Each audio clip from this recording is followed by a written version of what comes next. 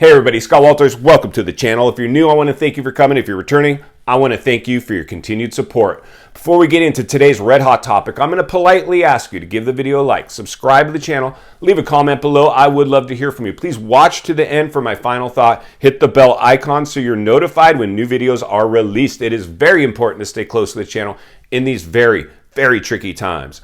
All right, folks, welcome to the channel. It's always an honor and a privilege to be with you. I hope you're all doing great. Buckle up and strap in. I got a hard-hitting pull, no punches, no sugarcoating it, no rainbows and sunshine, no lollipops, no puppy dogs, no fairy dust, no magic tricks. I'm just going to give it to you and give it to you straight. And friends, this is the million-dollar question. We've always had booms and busts in the real estate market. So it was just so odd to me to see everybody normalizing this artificially created, stimulus-induced bubble. Like, it was insane. Even for me, who was benefiting from the selling houses without even meeting people face to face at over asking price, keep it coming. This is awesome. It was like hitting the lottery. That was the majority of real estate professionals out there. Drank the Kool-Aid. And guess what? I've always said this. You never want an agent that's in worse shape than you. And I saw a ton of agents out there basically grandstanding on social media on their new cars and their new houses and all this newfound wealth. Well, guess what?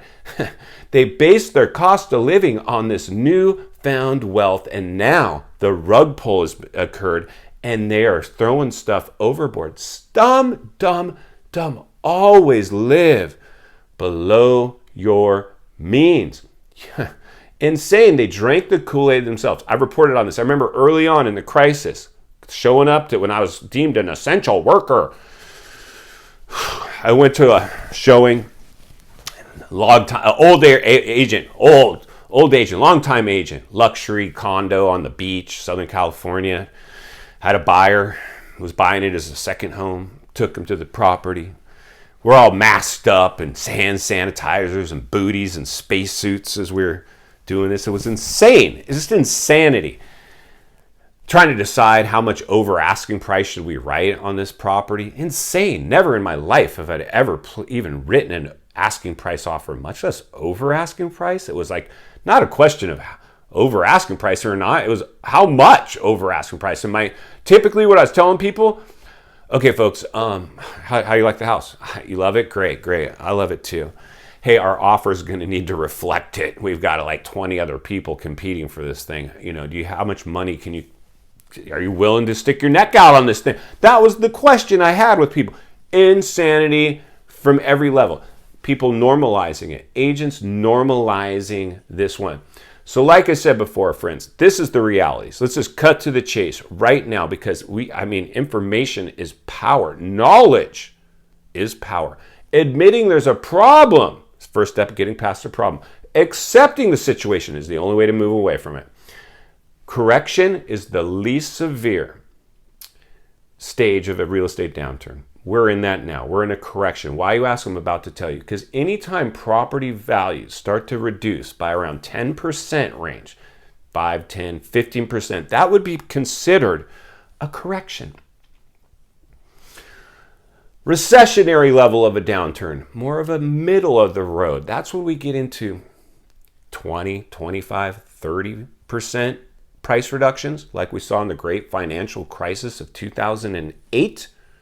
On average, national average put us into a recession. Full-blown economic depression being the most severe level of a real estate downturn. Depressionary level of a recession. If we go back through time, as far as time as we can track it, depressions have cycled approximately every 80 to 100 years. So the last depressionary level of a recession was the Great Depression, the stock market crash of 1929.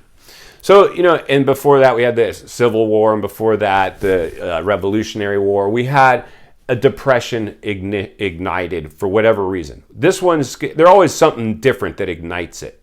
Correction, recession, depression. Those are our three levels. Where are you at with that one? Drop it in the comments below. Do you think because we're already in the correction phase as we see price reductions now hit those 10% on average levels. And some areas are getting hit harder, some not as hard.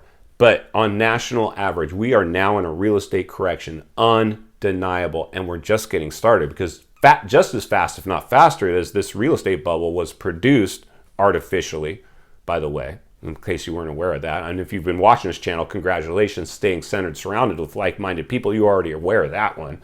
You can now share that with your friends. This was an artificial bubble. No organic growth. Do you believe a correction where we're in now is where this thing stops, or an actual recession like we saw in 08, or a full-blown depressionary level of a recession like we saw in 1929? Where are you at? I want to know.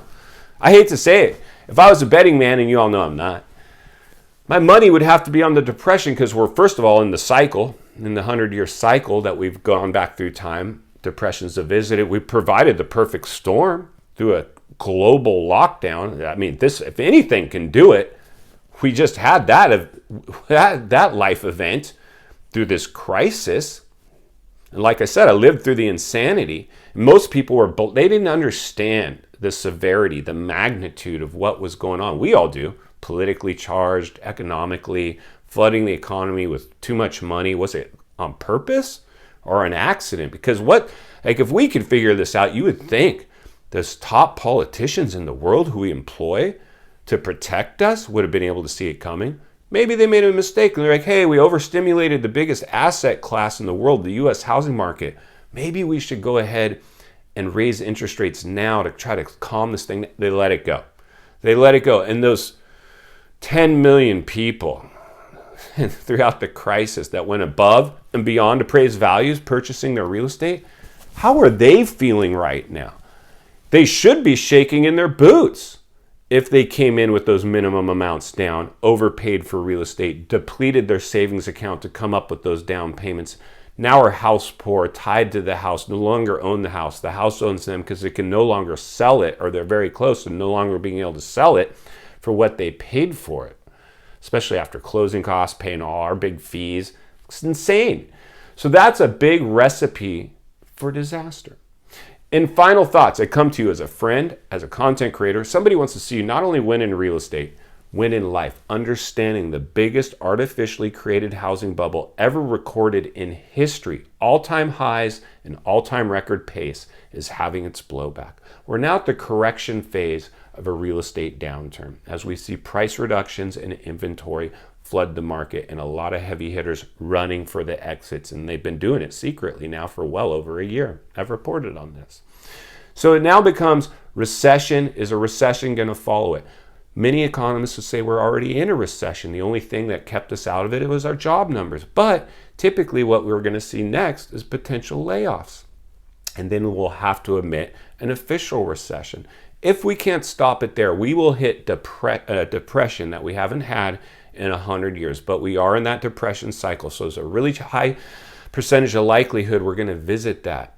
I think it's important for all of us to at least acknowledge the potential of that happening, especially people in the real estate industry that want to cheerlead this one. I think it's very important to hear it come out of their mouth that they can't guarantee this one's going to sustain itself. I think a lot of us have been doing that, and I don't think that's doing a very good service. I understand through self-preservation how a salesperson would do that because they have to cheerlead this because they're relying on that income to pay their own bills. It's only natural. It's self-preservation. But I think if somebody puts others' needs before their own, their rewards in life will always be in direct proportion on as their contribution, and they'll be rewarded for that. Hey, listen, there's nothing wrong with having ups and downs in life, taking some lumps along the way, as long as you learn from the mistake and don't repeat the mistake over and over, expecting a different result. If we insulate ourselves, be willing to go without. Live a little smaller than we have to. Maybe even set some new goals of trying to go maybe buy investment properties, getting a few friends together, minimizing risk. Let's go buy a property. And hopefully, I always like to buy investment property within driving distance of where I'm at. That way I can place my own tenants, do tenant turnover, clean the place up, whatever I need to do.